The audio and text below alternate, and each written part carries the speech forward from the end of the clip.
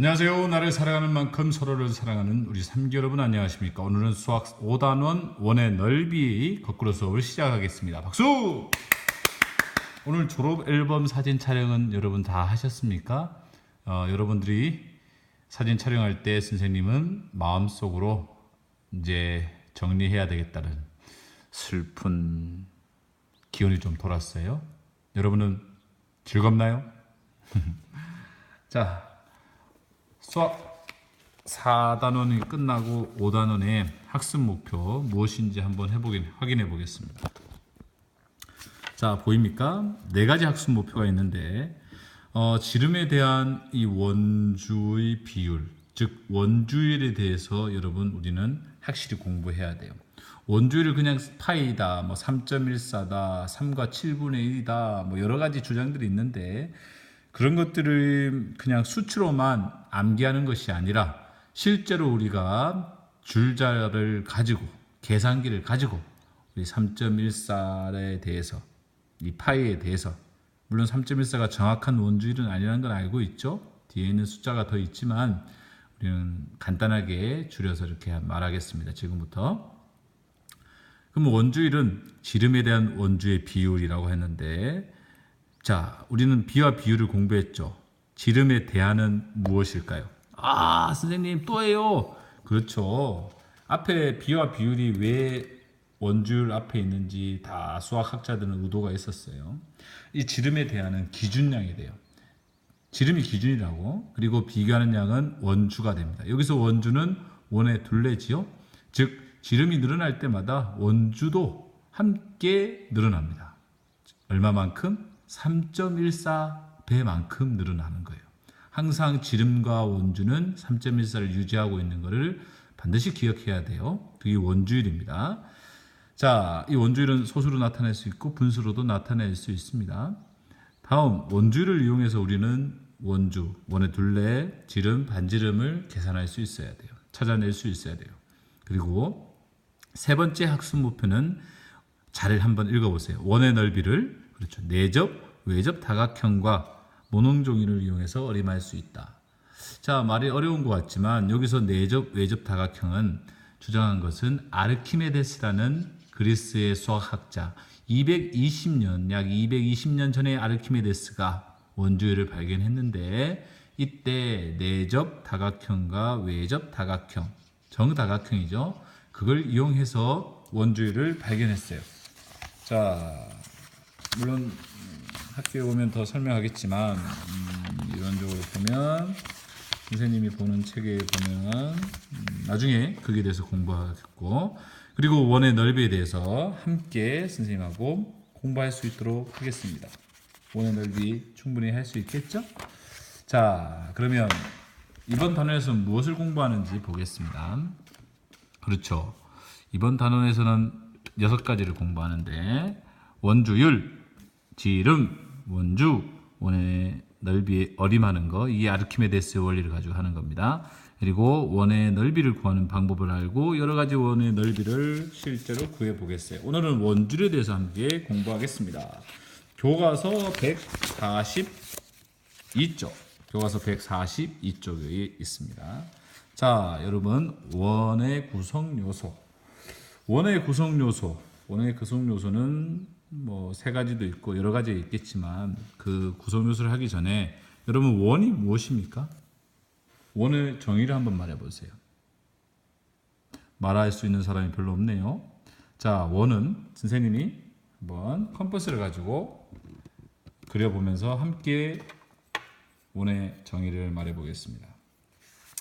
자, 자전거 바퀴의 가운데 지점을 컴퍼스로 원은 여기 찍었어요. 자, 이 가운데 점을 원의 중심이라고 하고 저 연필에 있는 이 심을 그렇죠.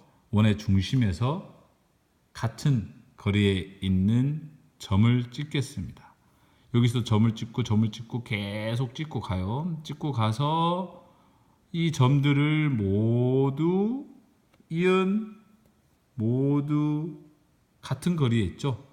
원의 중심으로부터 모두 같은 거리에 있는 이 점들을 이은 것을 만드는 도형을 원이라고 해요. 다시 한 점을 중심으로 중심을 중심으로 같은 거리에 있는 모든 점들이 모여서 만들어진 도형을 그렇죠? 원이라고 합니다. 그러면 이 중심에 있는 점을 뭐라고 하죠? 그렇죠. 원의 중심이라고 합니다. 원의 중심 또는 중심이라고 하고 원의 중심에서 같은 거리에 있는 선 여기 이 지점까지 있는 거리를 원의 반지름이라고 하죠.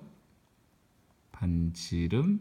그리고 이 반지름과 반지름을 이은 선, 이 선분은 그렇죠. 지름이라고 합니다. 점과 점을 이은 선분. 자, 원의 둘레는 뭘까요? 그렇죠. 원의 둘레는 이 빨간 선 보입니까? 자, 다시 원위치되는 원의 둘레를 원주라고 합니다. 알겠죠?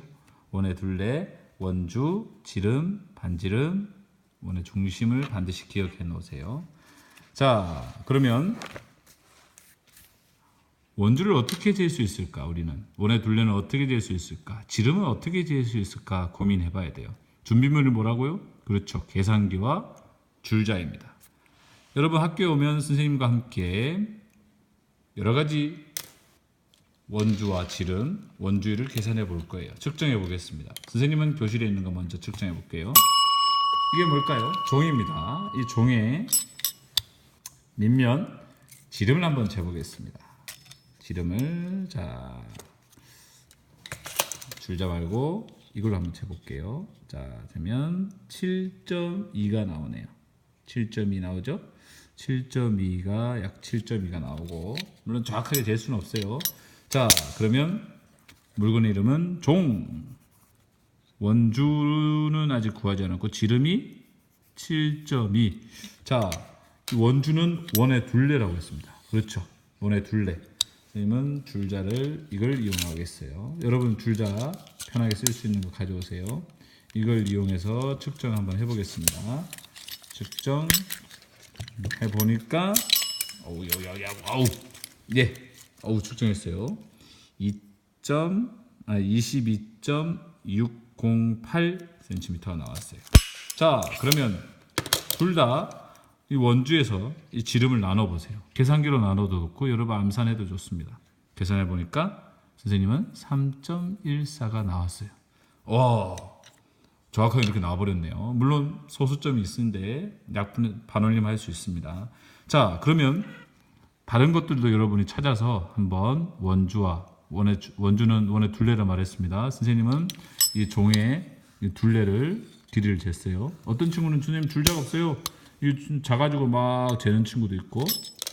자, 그 다음 원의 지름은 원의 구성요소에서 말했죠. 자, 원의 중심을 지나면서 점과 점을 이은 선분을 말합니다. 그것을 여러분 지름 측정해서 이 원주에다가 지름을 나눠주니까 저는 3.14가 나왔어요. 자, 그러면 이 관계가 어떻게 되는지 학기에 와서 한번 서로 토의를 한번 해보겠습니다. 자, 여기서 원주율의 뜻을 한번 나와 있는지 교과서 확인해 보겠습니다. 원주율은 뭐라고 합니까? 즉 지름과 그렇죠. 원주가 항상 일정한 비를 유지하고 있어요.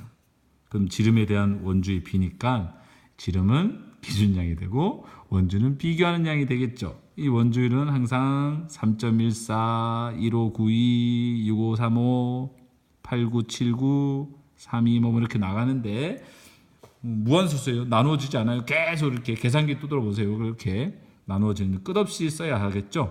이걸 암기하는 대회도 있다고 하네요. 어떤 대학에서는. 자, 그러면 이 원주율이 원주와 지름이 항상 일정한 유지를 하고 있다. 자, 지름이 1일 때 원주는 3.14 유지하는 거예요. 만약 3.14 원주율이라면 만약에 지름이 2일 때는 어떻게 될까요? 그렇죠. 6.28 항상 비가 일정해요. 지름이 3일 때는 계속 3배 늘어나겠죠. 이와 같이 관계를 유지하고 있다는 거 기억해 주세요. 자, 앞에 있는 이 3.14 자, 여러분 원주율이 정확하게 어떻게 했죠? 3.14, 15, 92, 그다음에 65, 35, 뭐 89, 79, 뭐 이렇게 나갈 거예요. 이것을 어떻게 한다? 1의 자리까지 나타나면 3.